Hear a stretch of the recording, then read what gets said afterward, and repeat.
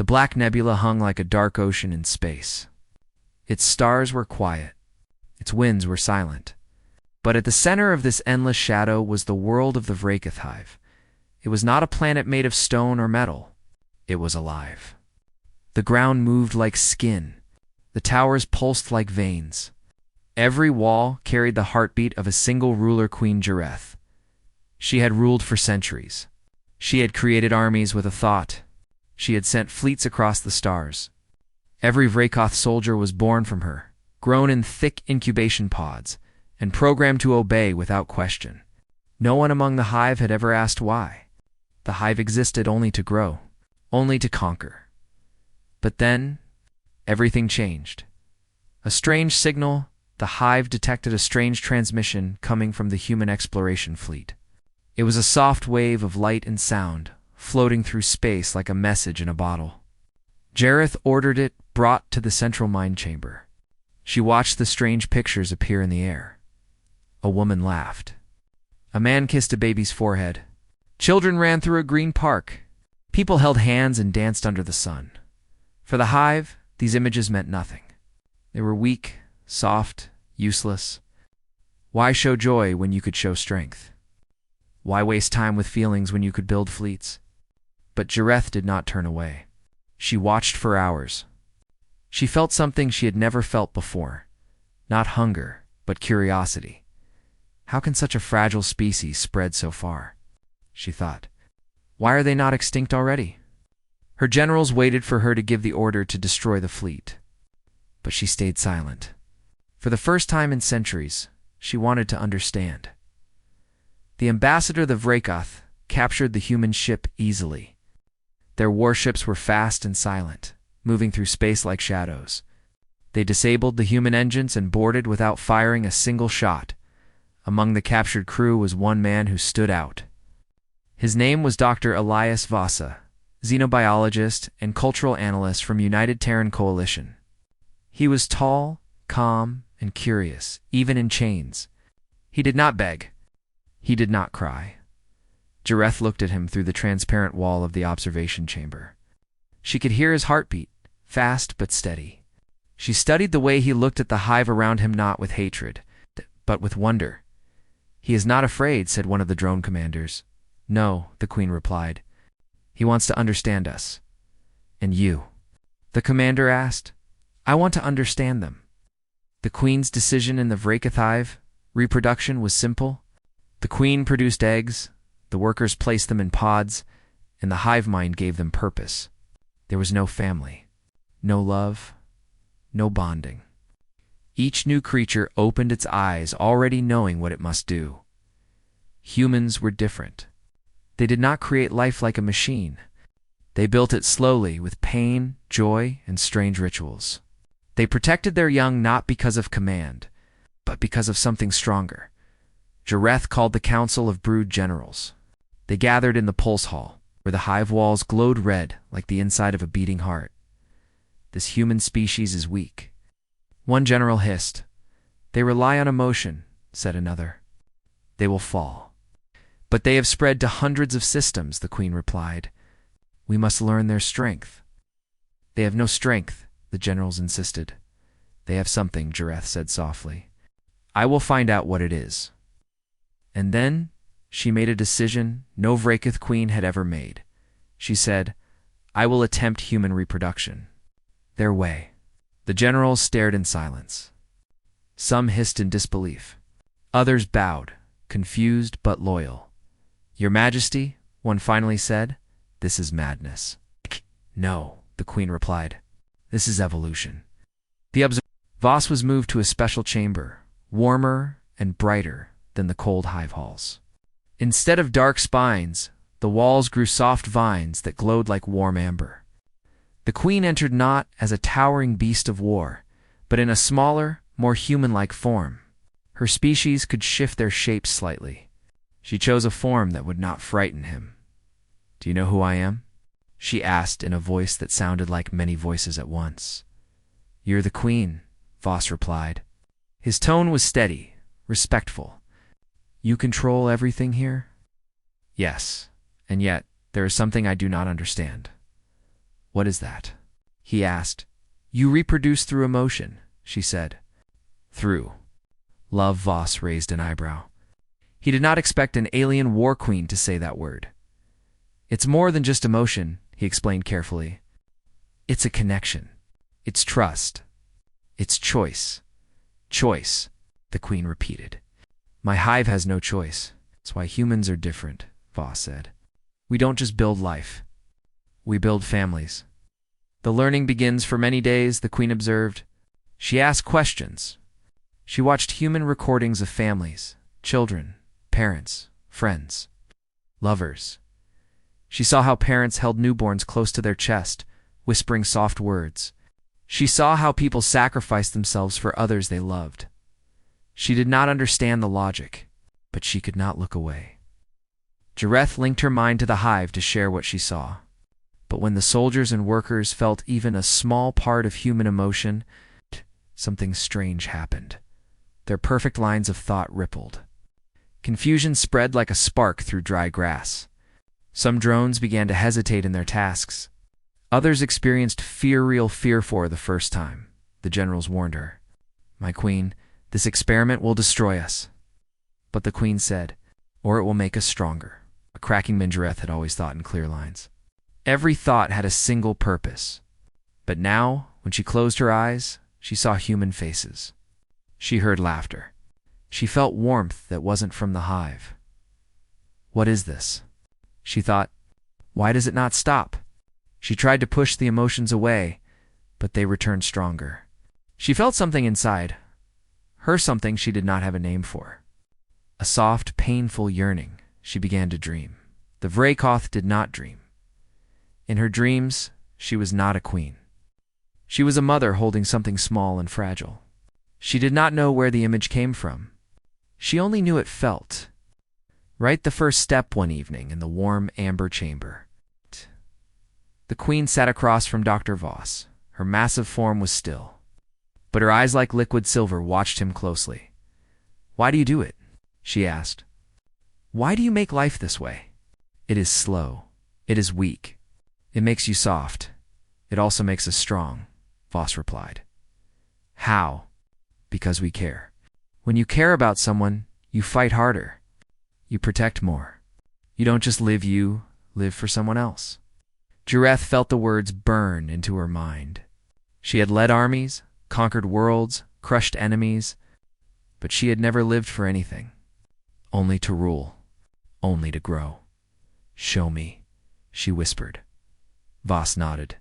Slowly, carefully, he began to explain human reproduction, not in a physical way, but in the way humans build bond. He spoke about how do people build trust, choose to create life, and protect it together. He spoke about love as strength, not weakness. The queen listened like a child hearing a bedtime story. A silent storm days turned into weeks. The hive changed. The soldiers grew restless.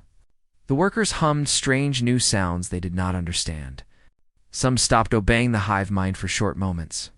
For the first time, the hive felt unstable. The generals demanded the experiment be stopped. They surrounded the queen in the pulse hall. "This human has poisoned your mind," they hissed. "No," Jareth replied calmly. "He has opened it. We are perfect as we are, and we are strong, but not alive." The generals did not understand. They never would. The hive reacts. The emotions spreading through the hive were like a virus, but they did not destroy. They changed. A soldier drone in the western nest stopped moving during a training drill. When asked why, it replied with a single trembling word, "Why?" That word had never existed in the hive. A worker drone in the birthing chamber began humming a human lullaby it had heard through the queen's mind. No one taught it. It simply remembered. Jareth watched all this in silence.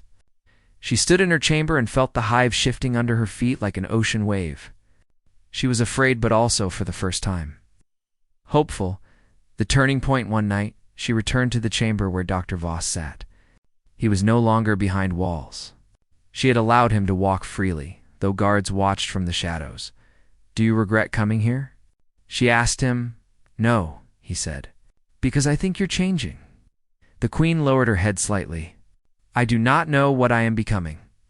Something new, Voss said softly. She stared at him.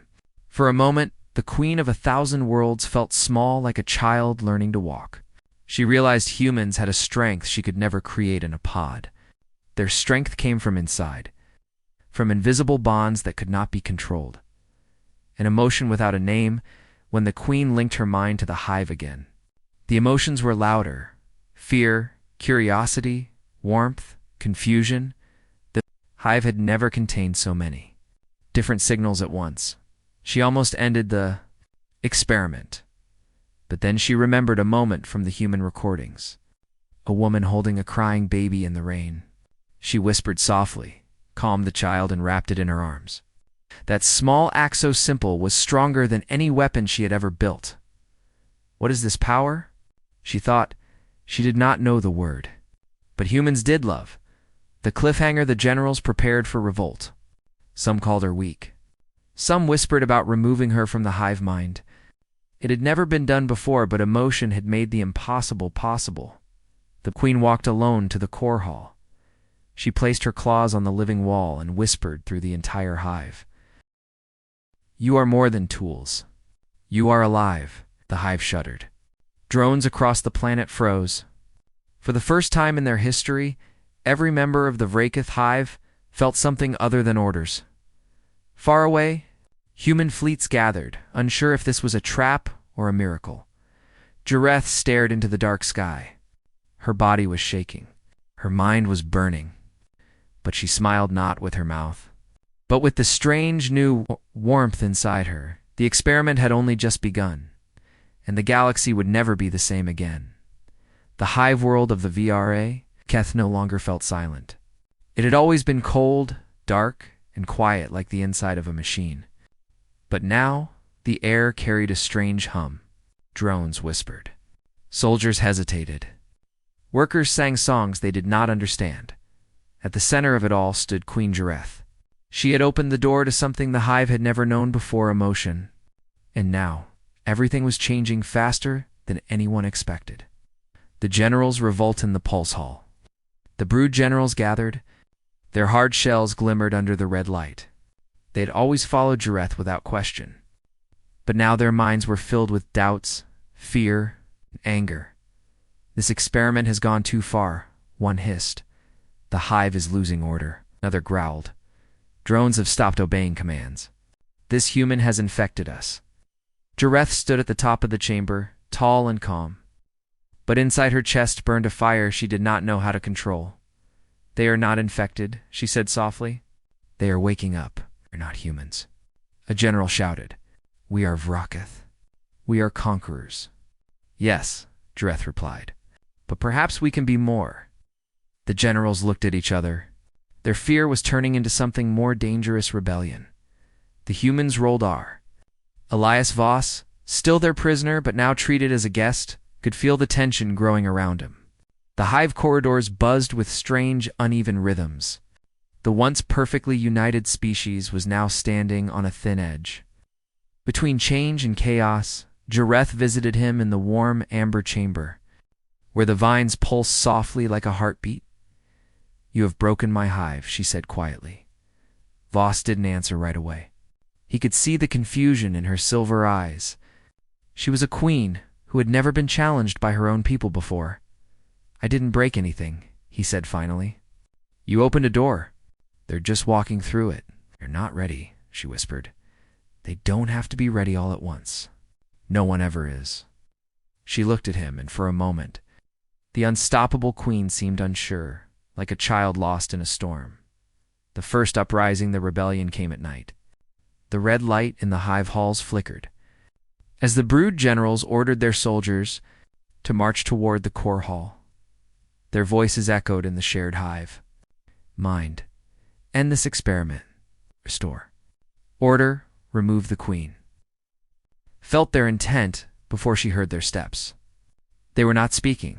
They were thinking. And their thoughts burned like fire. The soldiers had never turned against their queen before.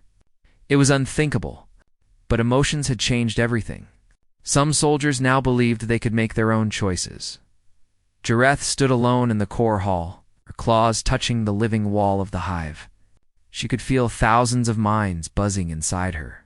Some loyal, some afraid, some angry, some free. A choice of power in the old way. Jareth could have crushed the rebellion with a single command.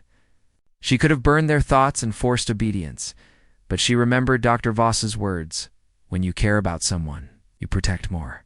You fight harder." She closed her eyes and spoke through the hive mind. "I will not control you.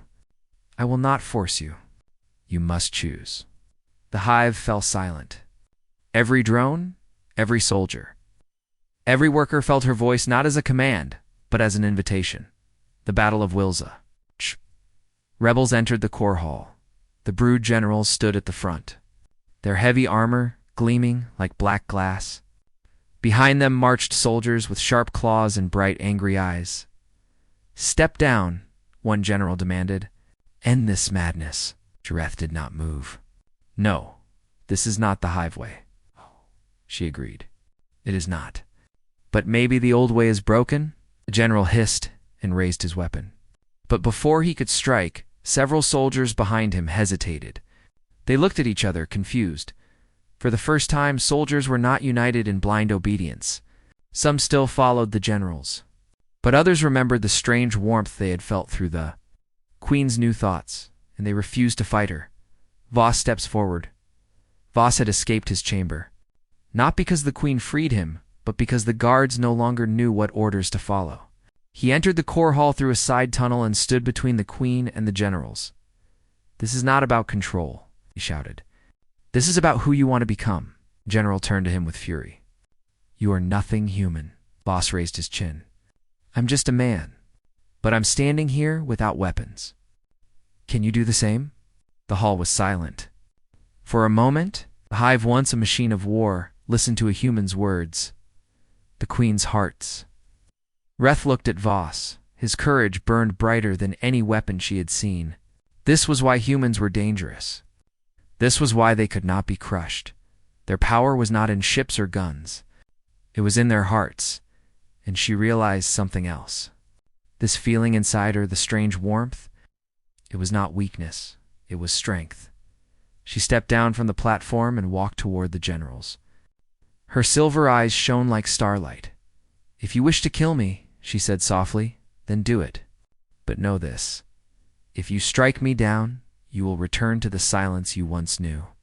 A world with no songs, no questions, no dreams." The soldiers behind the generals froze. Some dropped their weapons. The hive splits, the rebellion exploded, not with blades, but with choices. Some soldiers attacked.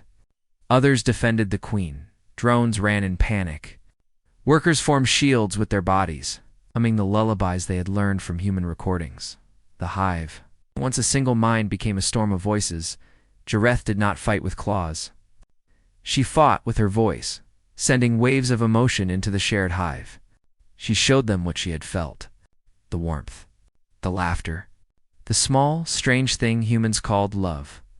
The soldiers who had once obeyed blindly now stopped mid-attack. Many fell to their knees, shaking. Strange tears formed in their eyes for the first time. The rebellion began to crumble. The final confrontation, but one general, the largest and oldest of them all, did not stop. His name was Verkaz. His armor was carved with the marks of 100 conquests. He roared and charged at the Queen. "You made us weak," he shouted. "You turned us into humans." Jareth did not move away. She held his gaze. "I made us alive," she answered. Their clash shook the core hall. He was strong, faster, and filled with rage. But the Queen had something he didn't. The support of hundreds of awakened minds behind her. Their voices filled her thoughts. Their emotions lifted her like wings. Verkaz struck again and again. But every time, more soldiers stepped between him and the Queen. They were no longer just extensions of her will. They chose to protect her. The Queen's victory finally. Jareth raised her hand and touched Verkaz's chest. She did not stab him. She did not crush him. She opened her mind to him. He saw what she saw. The warmth of human connection. the laughter, the care. The small child in the rain, he fell to his knees. "What is this?" he whispered. "It is what they call love," Jareth replied. The core hall went quiet. No one moved. The sound of the hive breathing as one filled the air, but it was no longer the old hive. It was something new. A new hive. The rebellion ended that night. Not because of violence, but because of choice. Soldiers laid down their weapons. Drones began to sing. The brood generals knelt before the queen, not out of fear, but because they finally understood. Za. Reth stood at the heart of her world and spoke to every mind. "We are Vrakoth. We are strong. But we are more than war.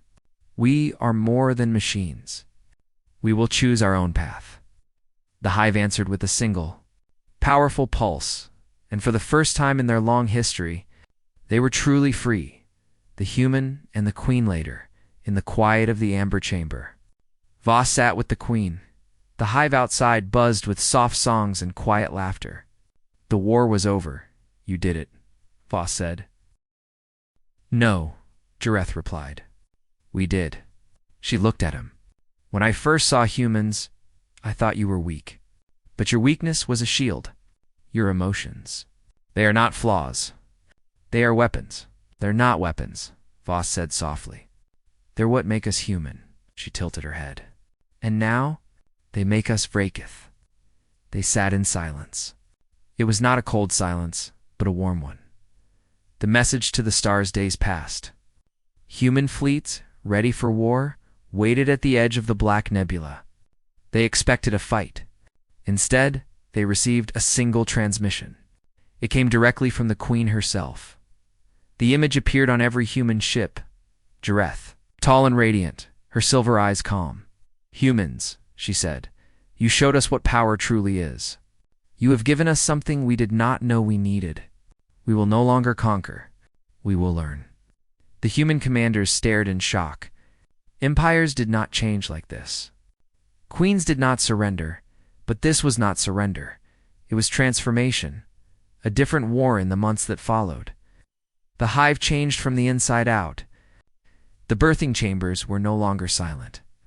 Families, real families, began to form among the Vrakoth. Drones no longer came out of pods like tools. They were raised. They were loved. Some humans were invited into the hive world to teach about bonds, trust, and choice. Others came just to listen. The once feared Vrakoth Empire slowly became something new. An alliance many in the galaxy did not believe it at first. Some still feared them.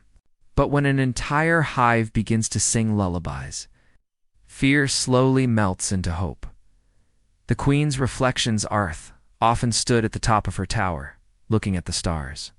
She no longer saw them as places to conquer. She saw them as homes waiting to be known. She remembered the first human image she saw, a woman holding a child. Back then, she did not understand it.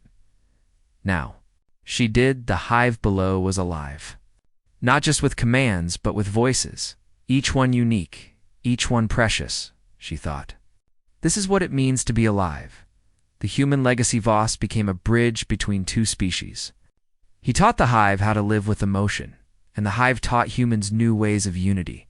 It was not easy. There were mistakes. There were fears. But there was also trust. One evening, the queen asked him, "Will they ever accept us?" Voss smiled. "They already have. The question is, will you accept yourselves?" She looked at the hive. At her people? At herself? "Yes," she said. A new beginning, the Black Nebula, once known as a place of fear, became a symbol of hope. Human ships and Vrakoth vessels flew together under the same banner. Not as conquerors and enemies, but as allies. Jareth became known as the Queen who chose, and her hive became a story told across the stars. Not a story of war, a story of change, a story of love. Epilogue. The power of love. Many years later, when children, both human and Vrakoth, asked why their world was different, elders told them about the day the alien queen tried the human way for the first time. They told them about how she saw something strange. How she felt something new. How she made a choice. A single choice that changed the galaxy.